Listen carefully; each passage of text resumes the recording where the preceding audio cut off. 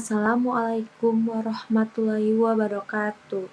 Baik, kami dari Universitas Islam Bandung akan menjelaskan tentang tekstil medis pembuatan benang tekstil, di mana dosen pengampunya yaitu Bapak Apoteker Gita Caya Eka Dharma Espram MSI.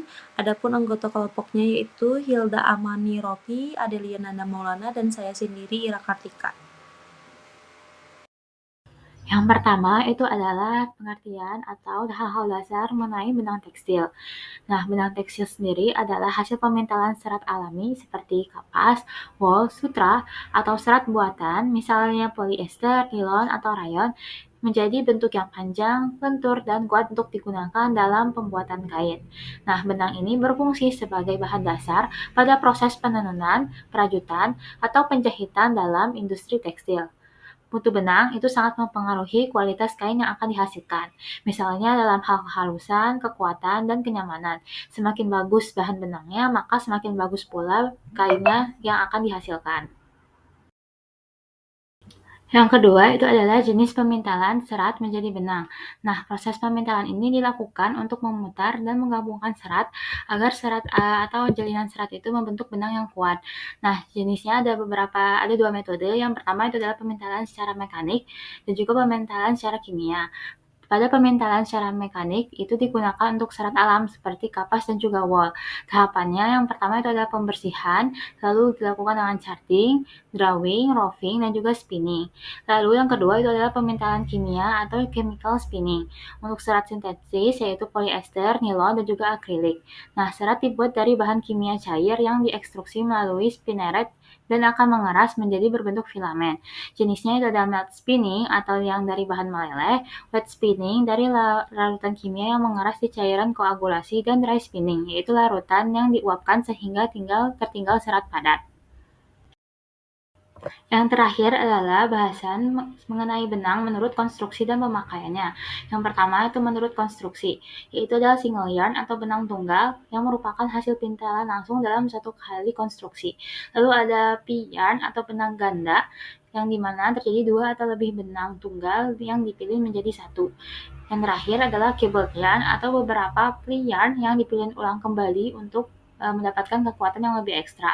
Lalu yang kedua, menurut pemakaian, benang ini terbagi menjadi empat. Yang pertama itu adalah benang tenun atau weaving yarn untuk jenis kain tenun, benang rajut atau knitting yarn untuk kain rajutan, benang jahit atau sewing thread digunakan untuk menjahit pakaian, dan benang industri atau industrial yarn yang dipakai untuk tali, karpet, jaring, dan juga sebagainya. Selanjutnya adalah mengenai penomoran benang tekstil. Agar semua proses pembuatan kain atau bahan tekstil ini bisa dihitung dan direncanakan secara pasti, maka ditentukanlah sistem berupa penomoran benang. Nah, penomoran benang ini untuk menyatakan kehalusan benang yang biasanya pula dinyatakan dengan perbandingan antara panjang dan beratnya. Nah, perlu diketahui juga bahwa kehalusan atau massa benang atau bakal benang itu diukur dengan nilai teks, yaitu massa benang dibanding dengan panjangnya. Teks ini biasanya dipakai untuk individual fibres atau serat tunggal. Nah, lalu bagaimana sistem penomoran benang tekstil ini? Ada dua sistem penomoran benang, itu bisa dilakukan secara langsung ataupun tidak langsung. Nah, kalau menggunakan sistem langsung, ini dinyatakannya semakin kecil atau halus benang, maka angkanya akan semakin rendah.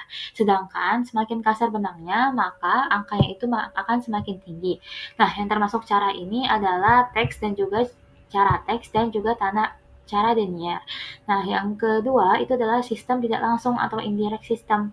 Nah, ini adalah kebalikan dari sistem langsung, di mana semakin besar atau kasar benang, maka semakin cepat nomornya, atau semakin kecil atau halus benangnya, maka semakin tinggi nomornya. Nah, yang termasuk cara ini tuh contohnya NE atau number English, di mana ini merupakan penomoran benang dengan cara Inggris, dan juga ada NM atau number metric. Nah, berdasarkan dua metode ini, semakin besar angka, maka semakin halus benangnya. Nah, selain itu ada beberapa metode lain, yaitu bisa menggunakan penomoran cara worsted, lalu ada cara wall, ada cara Prancis, dan juga cara wall garu. Selanjutnya yaitu pembuatan benang tekstil. Yang pertama yaitu syarat serat untuk dipintal menjadi benang. di mana agar serat dapat diproses menjadi benang, serat harus memenuhi karakteristik berikut. Yang pertama, yaitu panjang serat cukup agar dapat saling melilit dan membentuk benang yang kuat. Kedua, kekuatan tarik tinggi untuk menahan gaya selama proses pemintalan.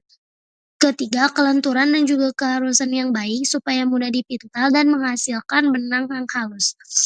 Selanjutnya yaitu memiliki daya adhesi antar serat sehingga serat dapat saling menempel saat dipintal. Dan yang terakhir, bersih dari kotoran dan juga zat pengotor seperti lilin, minyak, atau sisa kimis. Selanjutnya yaitu syarat benang tekstil. Benang yang baik harus memiliki sifat-sifat seperti berikut.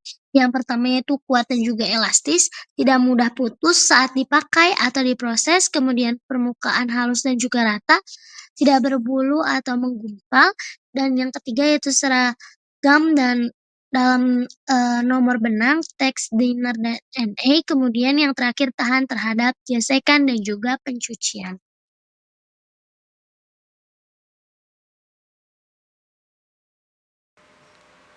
Baik, sekian presentasi dan penjelasan dari kelompok kami. Terima kasih atas waktunya. Saya akhiri. Assalamualaikum warahmatullahi wabarakatuh.